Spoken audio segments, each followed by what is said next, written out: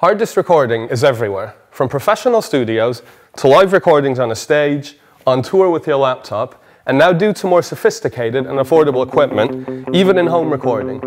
Some tips, tricks, and basic information in this video. The output of a microphone is an analog audio signal, which is ideal for recording onto mediums such as magnetic tape. But in order for us to record onto a hard disk, we have to convert this analog signal into a digital signal. The two main characteristics of the digital signal are its sample rate and the bit depth. The sample rate defines how many times per second the analog signal is measured. For example, a professional audio CD has a sample rate of 44,100 Hz. This means every second the signal is sampled approximately 44,000 times. And in general, the higher the sample rate, the better your audio quality. The bit depth, on the other hand, defines how many digital bits are used to store these measurements.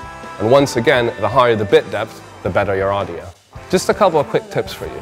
If you're planning on recording an audio CD, for example, I'd suggest setting your bit depth and the sample rate to 16-bit 441K, because this matches the end medium.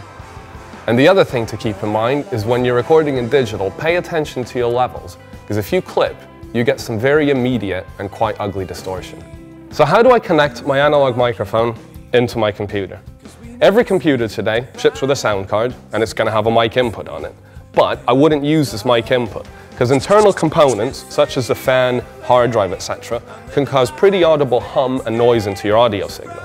A better choice would be to use a mixer like this, use the line outputs and go directly into the line input of your computer.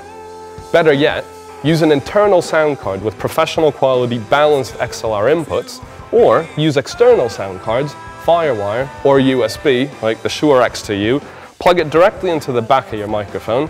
The USB connector allows you to plug it directly into your computer without the need for any drivers. Specifically designed for home recording and podcasting, some microphones have a digital output. This allows you to connect the microphone directly to the computer via USB. Think about the environment you're in.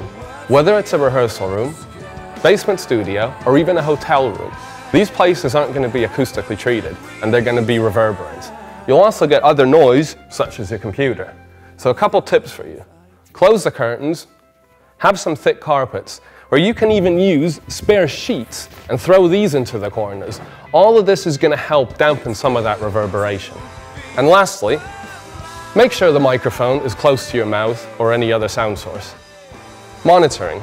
Listening to your mix while recording.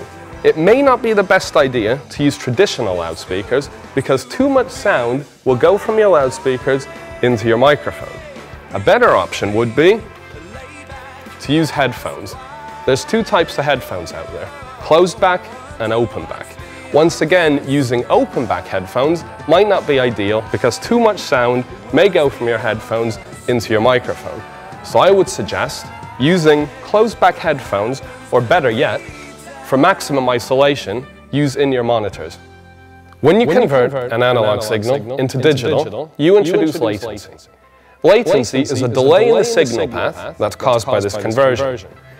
Most traditional sound cards will have latency of 200 milliseconds or more, which is what I'm simulating at the moment. Whereas a professional sound card would only have about 4 to 5 milliseconds of latency, which is ideal for multi-track recording. On the other hand, you could use an external sound card, such as the Shure X2U, use the headphone monitor output and monitor before the signal is digitized, and you get zero latency. The better your initial recording, the less you're going to have to do with it later. So take your time, play with your microphone selection, as well as placement in the room, and lastly, make sure you have fun.